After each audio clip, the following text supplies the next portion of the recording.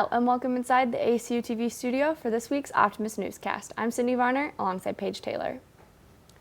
Sorority and fraternity rushes started on Sunday with an all-Greek rush on campus. Freshmen, sophomores, and juniors may participate in spring rushes and will be able to pledge in the fall. Incoming freshmen will not be allowed to rush and pledge in the fall semester, but will have the opportunity to do so in the spring. Student Life made changes to Greek life this year, including allowing freshmen to rush and pledge. Student Life is also putting an emphasis on philanthropy for sororities and fraternities. Spring rushes will continue into next week, and more rushing will take place at the beginning of the fall semester. Moody Coliseum is under construction and renovations scheduled to be complete by the beginning of basketball season next year. Owen Simpson has more on this story. As Moody Coliseum continues its renovation, the changes within have become more noticeable. Workers have begun opening up the north and south walls to make room for the expansion on both sides of the Coliseum. While plenty of work is still ahead, the university is hopeful it will honor its December graduates with a commencement inside Moody. So we are very hopeful that December commencement will be able to take place in Moody, but we will not make the decision on that for several more months. In the fall, all sports will be in Teague, so volleyball will be playing their fall season inside of Teague. And right now, the tentative time frame is to open up Moody in December for basketball. And so that is where we're at right now, and we'll know a lot more in the weeks and months ahead, but right now we're still aiming to be on that December 1 time frame. Kevin Campbell said that the Coliseum will undergo 2 phases. The first allows sports to return along with 3,000 fans in the lower bowl section. The second phase, however, will take much longer to complete. Phase 2 is summer of 22, so we're calling August the grand opening. But we should be wrapping up the project some point in the summer, and so that's where you'll see the completion of the 2 towers and all of the work that goes into it. So the seating bowl, kind of game day experience will be open in December, and then the rest of everything will be open up in the summer of 22. One notable missing piece is the new video scoreboard that was installed during the 2019-2020 season. It's currently being stored in the SRWC Center until Phase 1 is officially complete. In total, the expected renovation will cost $48 million, but it's still on schedule to host some Wildcat basketball next season. For the ACU Optimist, I'm Owen Simpson. Next, Owen will return to take a look at how football is prepping for next season. Stay tuned.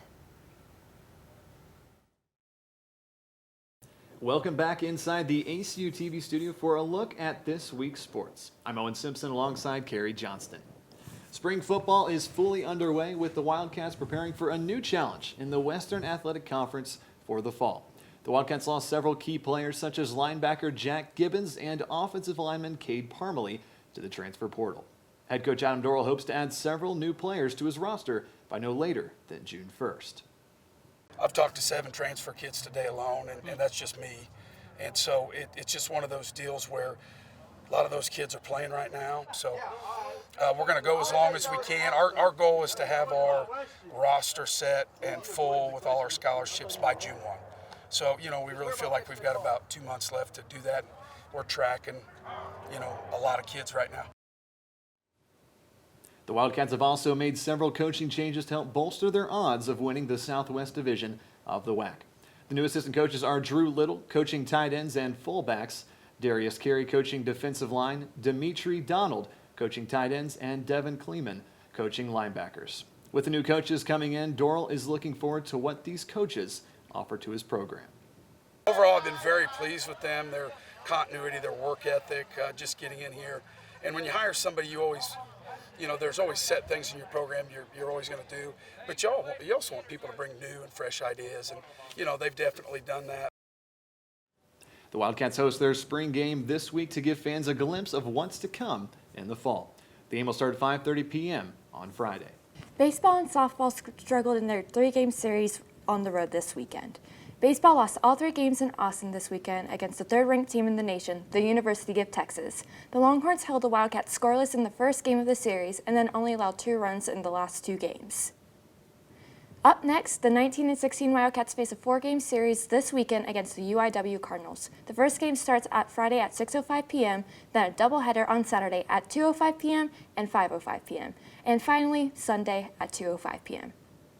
As for softball, their struggles returned, losing all 3 games in Lake Charles, Louisiana this weekend against McNeese. The Cowgirls held the Wildcats to 1 scored run throughout the entire 3-game series. These losses caused ACU to fall to 3-15 in conference play. The Wildcats hope to get some wins this weekend on the road in a 3-game series starting this Friday at Nichols. That's all we have for this week's newscast. Thanks for watching.